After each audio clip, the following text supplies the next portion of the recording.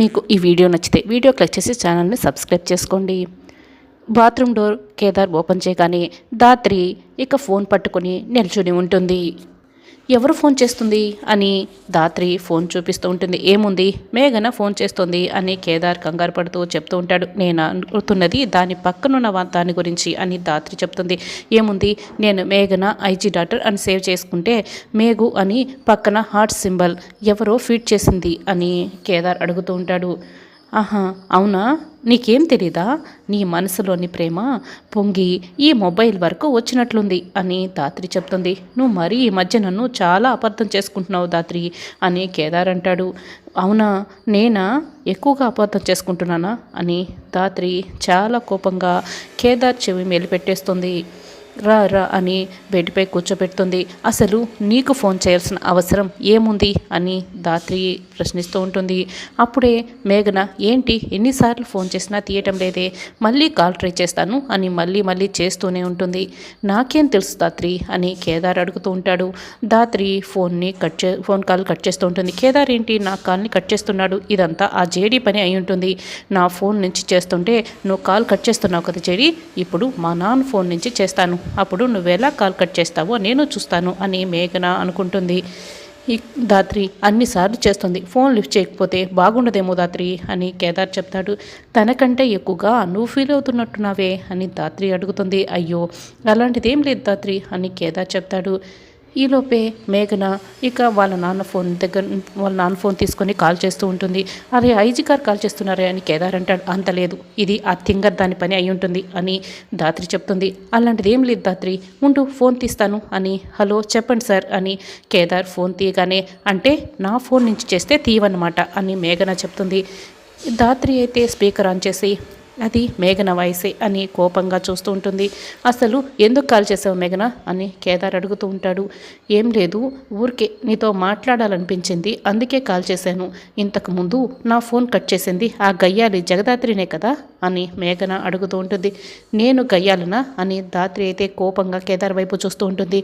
కేదార్ అయితే ఇది విని కంగారు పడుతూ ఉంటాడు. కాల్ కట్ అయిపోయింది కానీ ఎందుకు కాల్ చేసావో చెప్పు అని కేదార్ ఇక కంగారు పడుతూ అడుగుతూ ఉంటాడు. ఈరోజు ఖాళీనే కదా, లాంగ్ డ్రైవ్ వెళ్ళి అలా తిరిగి ఎంజాయ్ చేస్తూ సన్సెట్ దాకా ఉండి తర్వాత లేట్ నైట్ డిన్నర్ చేసి లేట్ నైట్ తిరిగి వద్దామా అని మేఘన అడుగుతూ ఉంటుంది. అలా కుదరదు, నేను రాలేను కూడా, నువ్వు అలా అడగకూడదు, నేను తర్వాత కాల్ చేస్తాను, ఇప్పుడు మాట్లాడలేని పరిస్థితి అని కేదార్ ఫోన్ కట్ చేస్తాడు. ఖచ్చితంగా ఆ గయ్యాలి జేడి పక్కనే ఉన్నట్లుంది, అందుకే కేదార్ ఫోన్ పెట్టేశాడు. బామ్మ చెప్పినట్టు ముందు కేదార్ మనసులో నేనున్నానో లేదో తెలుసుకోవాలి అని మేఘన అనుకుంటుంది. ధాత్రి అయితే తన చేతిని తిప్పి చూపిస్తూ కొడతానన్నట్లు ఇక వార్నింగ్ ఇస్తూ ఉంటుంది కేడీకి. దేవుడే మన మీద పగబట్టినప్పుడు నేనేం చేస్తాను చెప్పు అని కేదార్ అమాయకంగా చెప్తూ ఉంటాడు. దేవుడు పగబట్టాడా అని ధాత్రి కేదార్ని కొడుతూ ఉంటుంది. కేదార్ అయితే అక్కడి నుంచి పరిగెడుతూ ఉంటాడు. ఇక ఇంద్రాని పిఏ ఇద్దరు కూడా కౌశికి ఇంటి ముందు కారు దిగుతూ ఉంటారు. మేడం, నిషికన్ అంటే ఎలాగో మీ తెలివితో ట్రాప్టర్ పని చేశారు. నిషికని అడ్డు పెట్టుకొని నిషిక బిజినెస్ డీల్లో డబ్బులు మీతో పాటే పెడతానంటే కౌశికి ఒప్పుకుంటుందా? అసలు ఒప్పుకోదేమో మేడం అని పిఏ అడుగుతూ ఉంటాడు. చూడు, నిషికని నా తెలివితో ట్రాప్లో పడేసిన మాట నిజమే, కానీ కౌశికిని కూడా కాదని నిషిక నా బిజినెస్లో డబ్బులు పెట్టేలా నేను చేస్తాను కదా. ఎందుకంటే నేను తెలివైన దాన్ని అనుకునే తింగర్ది ఆ నిషికని ఎలా ట్రాప్లో వేయాలో కౌశికి దగ్గర నుంచి కౌశికి మాట వినకుండా నిషిక నా కంపెనీలో ఎలా పెట్టుబడి పెట్టాలో నేను చూసుకుంటాను అని ఇంద్ర చెప్తుంది. అప్పుడే నిషిక అక్కడికి వస్తుంది. ఇంద్రాణి గారు ఏంటి ఇక్కడే ఉన్నారు, రండి లోపలికి రండి అని పిలుస్తూ ఉంటుంది. ఇంద్రాణి లోపలికి అడుగు పెట్టిపోతూ ఉంటుంది. ఆగు ఇంద్రాణి, అసలు ఏ ముఖం పెట్టుకొని నువ్వు నా ఇంట్లో అడుగు పెడుతున్నావు, ఎత్తిన కాళ్ళు దించేసి అట్నుంచి అటే వెళ్ళిపో అని కౌశికి వార్నింగ్ ఇస్తూ ఉంటుంది. ఇంద్రాణి అయితే వెనక్కి తగ్గుతుంది. ఏందమ్మి ఇంటికి వచ్చిన అతిథులతో ఇలానే మాట్లాడేది అని వైజయంతి చెప్తూ ఉంటే, నీకేం తెలీదు, కాస్త ఊరుకో పిన్ని అని కౌశికి చెప్తుంది. ఈ ఇంద్రాణి ఎలాంటిదో నాకు తెలుసు అని కౌశికి అంటుంది. నా బిజినెస్ పార్ట్నర్స్ ఫ్రెండ్స్ వస్తారని చెప్పాను కదా వదిన, ఇంద్రాణి గారే అని నిషిక చెప్తుంది. ఏంటి నీ బిజినెస్ పార్ట్నర్ ఈ ఇంద్రాణియా అని సుధాకర్ అయితే చాలా షాక్ అయి అడుగుతూ ఉంటాడు. అవును అని నిషి అంటుంది. ఈవెన్ని ఎక్కడో చూసినట్లే ఉంది వదిన, కానీ గుర్తుకు రావటం లేదు అని ధాత్రి చెప్తుంది. ఈవిడ చేసిన ఘనకార్యాలు అలాంటివి కదా అని కౌశికి చెప్తుంది. ఏం చేసిందక్క ఈవిడ అలాంటి దుర్మార్గాలు అని కేదార్ అడుగుతూ ఉంటాడు. బిజినెస్ పేరుతో జనాలని మోసం చేసింది. ఈవిడ చేసిన ఘనకార్యాలే అవి అని కౌశికి అంటుంది. అప్పుడు మనకు ఫ్లాష్ బ్యాక్ ఒకటి చూపిస్తూ ఉంటారు. సూపర్ బ్యాంక్ పేరుతో ఇంద్రాని జనాల అందరి డబ్బుని కాజేసింది. కౌశికి స్ట్రింగ్ ఆఫ్ టెన్షన్ చేసి ఇంద్రాని చేసిన మోసాలన్నీ బయటపెట్టి ఇక పోలీసులకి పట్టించారు అని మీడియా చెప్తుంది. ఇంద్రాన్ని పోలీసులు పట్టుకు వెళ్తూ ఉంటారు. చూడు, నేను ఆకాశంలో ఉన్నాను, నువ్వు నన్ను పాతాళానికి తొక్కేశావు కదా, చూస్తూ ఉండే కౌశికి, నేను పగ తీర్చుకుంటాను అని ఇంద్రాని చెప్తుంది. నువ్వు ఎన్ని చేసినా కూడా నన్ను అందుకోలేవు, నన్ను ఏమీ కూడా చేయలేవు అని కౌశికి ఇంద్రానికి వార్నింగ్ ఇస్తుంది. పోలీసులకి పట్టించి బేడీలు వేయించి పంపిస్తుంది. ఇది జరిగింది అని కౌశికి అయితే గతాన్ని చెప్తూ ఉంటుంది. జరిగిన నిజాలన్నీ దాచిపెట్టి నీ దగ్గర మోసంతో నీ బిజినెస్లో పార్ట్నర్ అవ్వాలని అనుకుంటుంది. ఇటు నుంచి ఇటే ఇంద్రాన్ని పంపించేసే నిషి అని కౌశికి చెప్తుంది. నేను పంపించని వదిన అని నిషిగా చెప్తుంది. నీకు ఏమర్థం అవుతుంది నిషి, వదిన ఇంతగా చెప్తుంది కదా అని రాత్రి అంటుంది. ఈవిడ నిన్ను నైస్గా బుట్టలో వేసుకుంది, నీ డబ్బు కొట్టేయాలని చూస్తుంది, అక్క ఎంత చెప్పినా నమ్మవేంటి నిషి అని కేదార్ చెప్తాడు.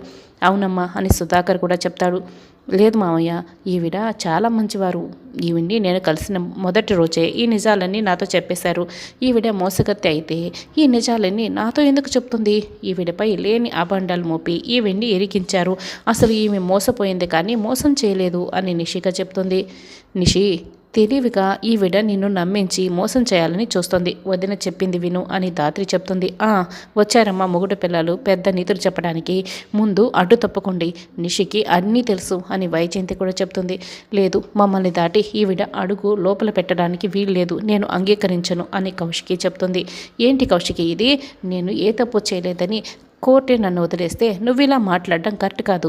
ఇంద్రాణి అంటే ఇంకా ఆ కేసు కొట్టేయలేదు కదా, అప్పుడే నిజానిజాలు ఎలా తెలియనట్లు అని కేదార్ చెప్తారు.